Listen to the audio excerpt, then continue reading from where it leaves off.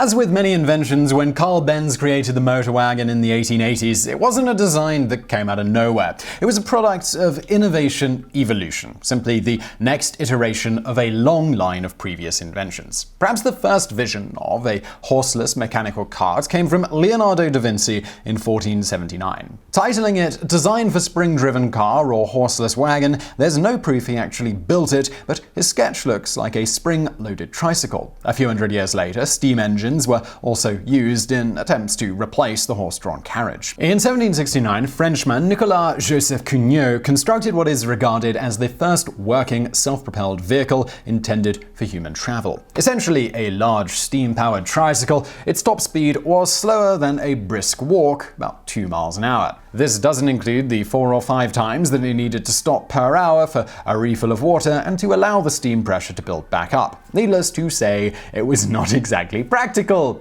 6 decades later, Scotsman Robert Anderson put a non-rechargeable battery on a carriage and it moved, albeit not very fast and not for very long.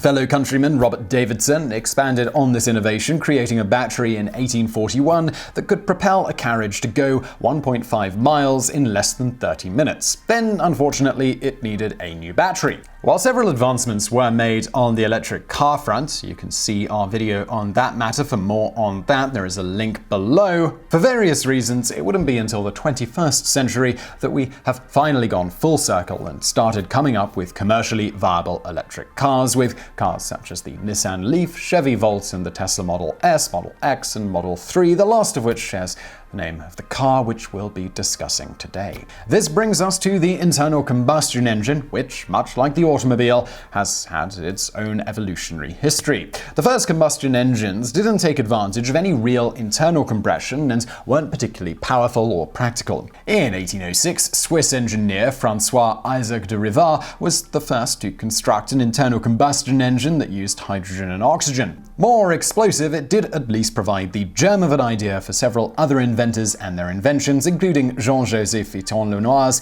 Hippomobile. Considered the first successful horseless carriage powered by an internal combustion engine, it was patented by Lenoir in 1860 and looks more like a ship than a car. American George Brayton was the first to develop a kerosene-fueled engine in 1873, but that also didn't provide enough power for a commercially viable automobile. 12 years later, Benz used these previous innovations to influence his own design for what is generally considered the first modern automobile. Born in the southwest German city of Karlsruhe in 1844, Carl Benz's father died in a railway accident when he was only 2 years old. Despite being poor, his mother made sure that his education got top priority. Rather than going to work in a factory, he was sent to school. Always a scientific-minded student who loved riding his bicycle, a relatively new invention at the time, he entered the University of Karlsruhe at 15 years old. He graduated in July of 1864 and began 7 long years working various jobs at mechanical engineering companies. Eventually, he saved enough money to open his own iron construction business with a business partner, August Ritter. Almost immediately, the company started going down the toilet, largely thanks to issues with Ritter. Benz was on the verge of bankruptcy, and that was when he met Bertha Ringer. Ringer was the daughter of a wealthy family from the nearby German town of Pforzheim and didn't have a lot in common with Benz from a socioeconomic standpoint. But she believed in him. As Benz himself would later note in his memoirs, "Only one person remained with me in the small ship of life when it seemed destined to sink. That was my wife." Bravely and resolutely, she set the new sails of hope.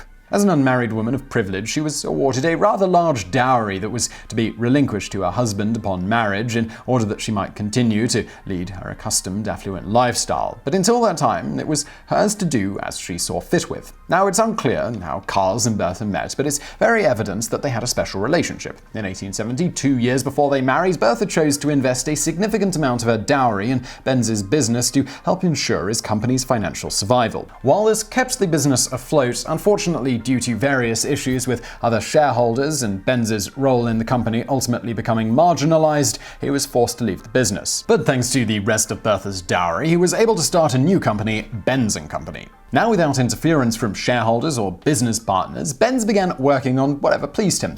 And what pleased him was engineering several components that today are associated with modern vehicles. He then patented these devices and sold the patents to subsidize his other inventing. These included patents for a throttle system, battery-powered ignition systems, spark plugs, gear shifters, carburetors, the water radiator, and the clutch. A commonly told legend has it that looking for a distraction one day, Benz visited a nearby bicycle shop to indulge in his lifelong passion for the two-wheeler. He instead became inspired that day and went back into his shop and invented a new type of human transportation device. In truth, Benz and many others had been long seeking to create such a device, and he had devoted much of his professional life to inventing and improving upon the necessary mechanisms to make such a vehicle possible. It took several years of tinkering, but in January of 1886, he was able to patent his Motorwagen, a three-wheeled vehicle with a one-cylinder, four-stroke gasoline engine. While others such as Gottlieb Daimler were independently working on essentially the same thing with similar success, it was the Motorwagen that is credited as the world's first practical, commercially available internal combustion engine-powered automobile. After completing the Motorwagen, Benz demonstrated it to the public, hoping to garner some sales or at least get some interest in acquiring the rights to the patent. The demonstrations didn't go so well though, with one resulting in the driver crashing into a wall and scaring onlookers. Benz, who suffered from bouts of depression and extreme self-doubt, went back to his workshop and continued to try and perfect the device. Knowing her husband's lack of confidence and perfectionism all too well, and frightened that his invention would end in the dustpan of history, Bertha decided to take matters into her own hands. It was in August of 1888 when Bertha decided to execute her plan. Awaking early in the morning, she and two of her teenage sons, Eugen and Richard, pushed the so-called Motorwagen Model 3 out of her husband's workshop and far away enough to where it could be started without waking him up. The purpose of this little joyride she had planned was to visit her mother in Fordsheim, 65 miles away. In the process, she hoped to drum up a considerable amount of publicity doing something that had never been tried before, taking an automobile on a road trip. Bertha did not inform Carl of this adventure beforehand, but rather left him a note that he discovered when he woke up. Unfortunately for history buffs the world over, exactly what this note said has been lost to history. The road to Fordsheim was certainly less traveled, as well as being rocky and unpaved in places. Despite the driving conditions, Bertha was determined, driving and repairing the car on the way. She and her sons had to push the car up many of the hills, which later led her to suggest that the Model 3 needed a lower gear as the 2.5 horsepower engine simply wasn't sufficient for hill climbing. She also had to stop for fuel at pharmacies that sold Liggerin and was forced to make an emergency repair to the car's ignition using, of all things, a garter to insulate a shorted wire. When the fuel line became clogged, she identified the problem and cleared it with her hairpin. When the drive chain broke, she found a blacksmith and instructed him on how to make the needed repair. When the wooden brakes began to crack in the face of sustained downhill usage, she came up with the idea of putting leather on the wooden shoes, the world's first automobile brake pads, finding a shoemaker to provide and attach leather soles for this function. Along with adding the extra gear and certain minor tweaks based on his wife's feedback, this was another improvement that Benz would immediately add to the Model 3's design upon Bertha's return. At dusk, Bertha Benz arrived at her mother's home, having made the 65-mile trip, repair time included, in less than 12 hours. Along the way, excited villagers and bystanders witnessed the marvel that was the Motorwagen. Certainly, it wasn't perfect, but it moved relatively fast and it was safe. She sent a telegram to her husband to tell him of the successful journey, but he already knew due to the significant publicity that had echoed across the region thanks to her audacious road trip. Bertha had saved him before with her money. This time, she had done it with her gumption and faith that his invention could do what no others before it had ever done. After several days at her mother's, Bertha and the boys returned home in the Motorwagen, this time intentionally going in a different direction, impressing even more people with the Model 3. All in all, it was the world's first automobile road trip, 120 miles and less than 24 hours of driving, including repair and refueling time. Prior to this, the only other known internal combustion automobiles hadn't managed more than a mile and often had to be returned by rail, pushed or pulled by horses after having broken down. Directly after this well-publicized road trip, orders started coming in for Benz's Motorwagen. By the end of the century, Benz's company was producing hundreds of cars per year and was the largest automobile manufacturer in the world. While Carl Benz was certainly an incredible inventor and a visionary, history almost certainly only remembers him instead of so many others that were inventing virtually the same thing around this same time because of the constant financial support and later keen promotional sense of his wife, Bertha Ringer Benz. Once again, as the man himself said, "Only one person remains with me in the small ship of life when it seemed destined to sink. That was my wife. Bravely and resolutely, she set the new sails of hope."